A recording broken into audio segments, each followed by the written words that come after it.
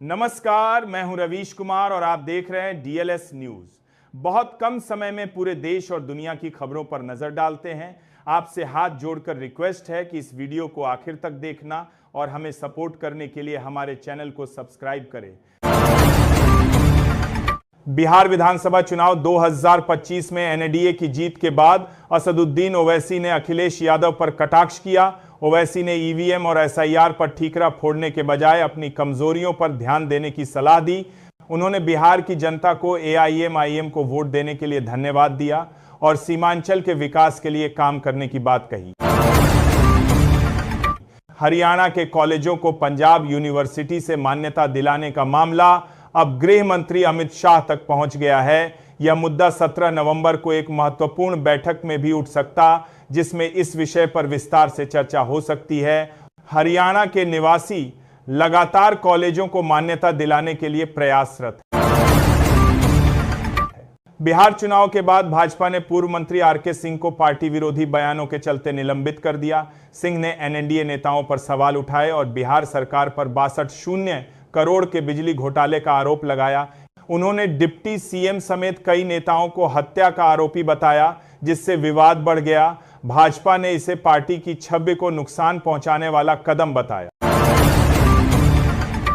अंतर्राष्ट्रीय व्यापार मेले में रक्षा उत्पादन विभाग का पैवेलियन आकर्षण का केंद्र बना हुआ है। यहां ऑपरेशन सिंदूर में पाकिस्तान को घुटनों पर लाने वाले हथियार प्रदर्शित किए गए हैं, जिनमें आकाशपी मिसाइल प्रमुख है।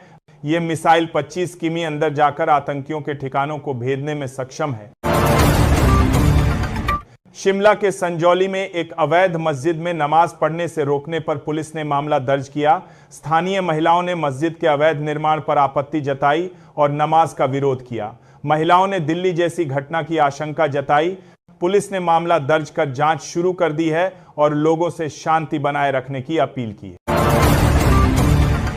नीतीश कुमार अब तक 9 बार बिहार के मुख्यमंत्री बन चुके हैं और 10वीं बार शपथ लेने की तैयारी में हैं। सबसे अधिक बार मुख्यमंत्री बनने का रिकॉर्ड उनके नाम हो सकता है।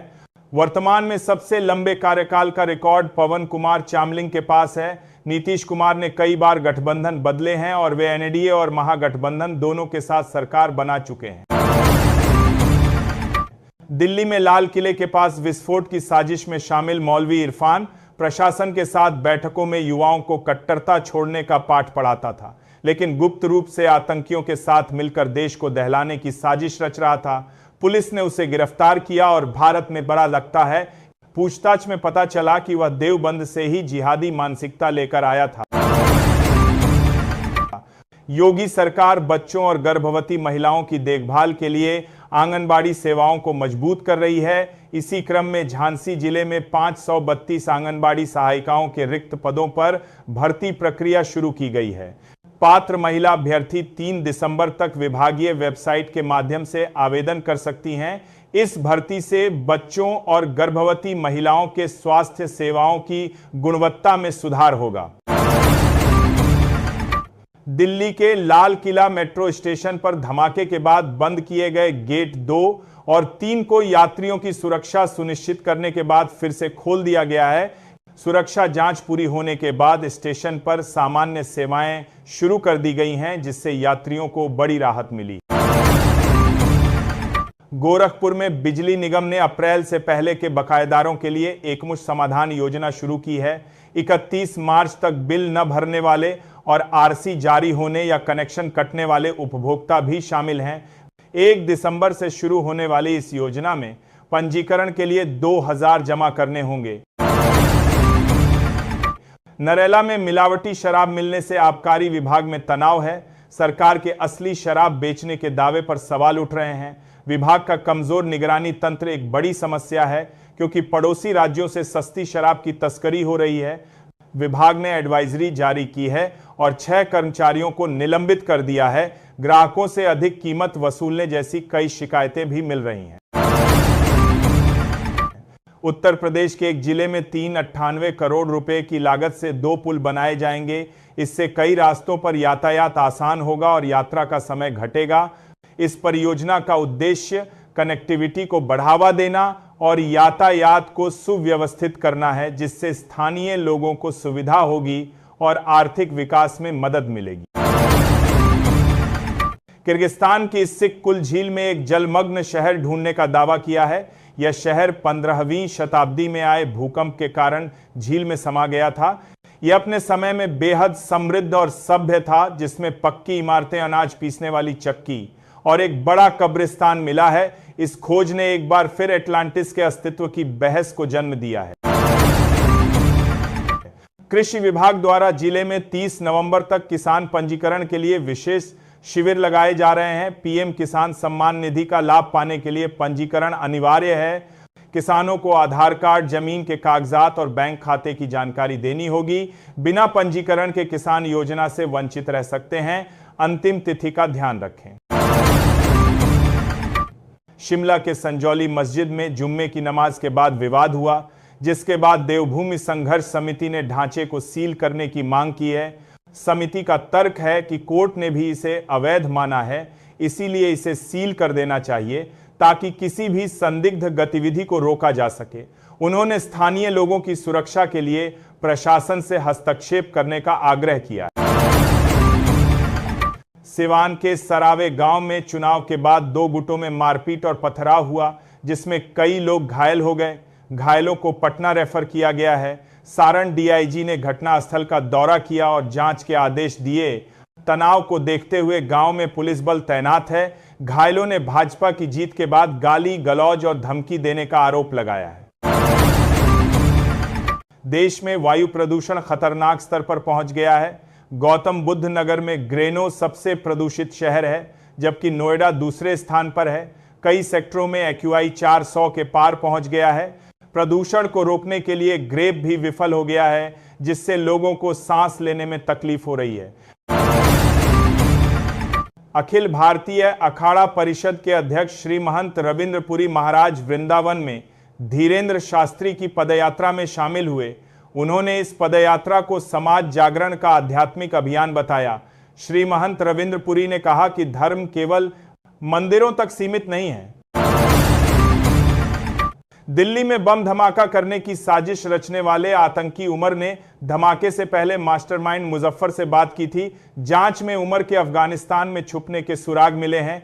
मुजफ्फर इस पूरे मॉड्यूल का मास्टरमाइंड है, जिसकी भूमिका की जांच जारी है। सुरक्षा एजेंसियां उमर के मददगारों की तलाश कर रही हैं। चंडीगढ़ नगर निगम ने शहर को स्वच्छ रखने के लिए अनोखी पहल की है। सार्वजनिक जगह पर कूड़ा फेंकने वालों की अब खैर नहीं। कूड़ा फेंकते पकड़े जाने पर नगर निगम का उसका कूड़ा उसके घर पहुंचाएगा और ढोल बजाकर उसकी फजीहत करेगा। शिकायत करने वाले को इनाम भी दिया जाएगा। दिल्ली सरकार ने बेघर लोगों को ठंड से बचाने के लिए शीतकालीन कार्य योजना शुरू की है। रैन बसेरा ऐप के माध्यम से बेघर लोगों की जानकारी सरकार तक पहुंचाई जाएगी, जिससे उन्हें आश्रय मिल सके। शहर में रैन बसेरों की स्थापना की गई है, जहां भोजन, कंबल और चिकित्सा सुविधाएं उपलब्ध हैं। बचाव दल भी गठित किए गए हैं, जो बेघर लोगों को रैन बसेरों तक पहुंचाएंगे। चैतन्यानंद ने तिहाड़ जेल में अपनी सुरक्षा को लेकर अदालत में चिंता व्यक्त की, जिसके बाद अदालत ने जेल अधीक्षक से रिपोर्ट तलब की है। अदालत ने चैतन्यानंद की न्यायिक हिरासत को 10 दिनों के लिए बढ़ा दिया है। चैतन्यानंद ने जेल में खतरे की आशंका जताई है। फरीदाबाद की अल फलाह यूनिवर्सिटी पर जमीन अधिग्रहण और निर्माण नियमों के उल्लंघन के आरोप लगे हैं। राजस्व विभाग ने जांच शुरू कर दी है। ग्रामीणों का आरोप है कि यूनिवर्सिटी चांसलर ने खेतों के रास्तों पर कब्जा कर किसानों को जमीन बेचने पर मजबूर किया। यूनिवर्सिटी की जमीन के नक्शे और निर्माण कार्यों की जांच की जा रही है। यूनिवर्सिटी पर पंचायती जमीन पर कब्जा करने का भी आरोप है। बिहार विधानसभा चुनाव 2025 में एनडीए ने भारी बहुमत प्राप्त किया। महागठबंधन को कम सीटें मिली। प्रशांत किशोर की जन सुराज पार्टी ने भले ही कोई सीट न जीती हो, पर वोट शेयर में अच्छा प्रदर्शन किया। ओवैसी की एआईएमआईएम ने भी कुछ सीटें जीती। त्रिकोणीय मुकाबले और विपक्षी वोटों के विभाजन से एनडीए को फायदा हुआ। बिहार चुनाव में महागठबंधन की हार के कई कारण थे। राजद द्वारा यादवों को अधिक टिकट देना, चुनाव प्रचार की दिशा बदलना और ग्रामीण वोटरों की अनदेखी करना मुख्य गलतियां थीं। मुस्लिम समुदाय में नाराजगी और एमिम को समर्थन भी महागठबंधन के लिए नुकसानदायक रहा। जातिगत वोटिंग पैटर्न के कारण एनडीए की जीत हुई, जिसमें नीतीश कुमार और चिराग पासवान की भूमिका महत्वपूर्ण रही। मध्य प्रदेश के सिवनी जिले में वन विभाग के कर्मचारियों पर हनुमान मंदिर को क्षतिग्रस्त करने के आरोप लगे हैं, जिसके बाद एसडीओ और 4 रेंजरों समेत 16 कर्मचारियों पर एफआईआर दर्ज की गई है। वन विभाग का कहना है कि वे मंदिर में अवैध निर्माण को लेकर समझाने गए थे, जिसके बाद विवाद हुआ। इस घटना के बाद कई कर्मचारियों को निलंबित करने का प्रस्ताव भेजा गया है और मामले की जांच जारी है। राष्ट्रवादी कांग्रेस पार्टी के प्रमुख शरद पवार ने बिहार चुनाव में एनडीए की जीत पर सवाल उठाते हुए कहा कि सरकार ने चुनाव से पहले महिला मतदाताओं के खातों में 10 शून्य रुपये जमा किए, जिससे चुनाव परिणाम प्रभावित हुआ। उन्होंने इस प्रवृत्ति को चिंताजनक बताते हुए चुनाव आयोग से इस मामले पर विचार करने का आग्रह किया। वहीं भाजपा ने पवार के आरोपों को खारिज किया है। कानपुर के कर्नलगंज में 2 भाइयों द्वारा एक छात्रा से छेड़छाड़ का मामला सामने आया है। शिकायत करने पर आरोपियों ने छात्रा के पिता को घर में घुसकर पीटा और उनका सिर फोड़ दिया। पुलिस इसे पारिवारिक विवाद बता रही है, जबकि पीड़ित परिवार ने आरोपियों पर गंभीर आरोप लगाए। अगर आपने अपनी कार बेच दी है तो भी आप मुसीबत में पड़ सकते हैं। यूज्ड कार बाजार में कई गड़बड़ियां हैं, जैसे कि आरसी पहले मालिक के नाम पर रहना, डीलर ब्लैंक सेल लेटर का इस्तेमाल करते हैं। दुर्घटना होने पर पुलिस पहले मालिक तक पहुंचती है। सरकार ने नए नियम लागू किए हैं, लेकिन उनका पालन अधूरा है। कार बेचते समय सावधानी बरतें। रामपुर में जिलाधिकारी अजय कुमार द्विवेदी ने सार्वजनिक जमीनों से अवैध कब्जे हटाने के निर्देश दिए हैं। मंसूरपुर में नदी की भूमि पर अवैध कब्जा कर आम का बाग लगाने वालों के खिलाफ मुकदमा दर्ज किया गया है। राजस्व टीम ने पुलिस बल के साथ भूमि को कब्जा मुक्त कराकर हदबंदी की है। तहसील क्षेत्र में जमीनी विवादों को निपटाने का अभियान जारी है। प्रधानमंत्री नरेंद्र मोदी ने सूरत में बिहार के लोगों को संबोधित करते हुए कहा कि बिहार ने जातिवाद को नकार दिया है। उन्होंने कहा कि बिहार के विकास के प्रति लोगों की ललक स्पष्ट है और एनडीए की जीत इसका प्रमाण है। मोदी ने बिहार के लोगों को जीत का प्रतिभा की सराहना करते हुए कहा कि राज्य विकास की नई ऊंचाइयों को छूने के लिए तैयार है।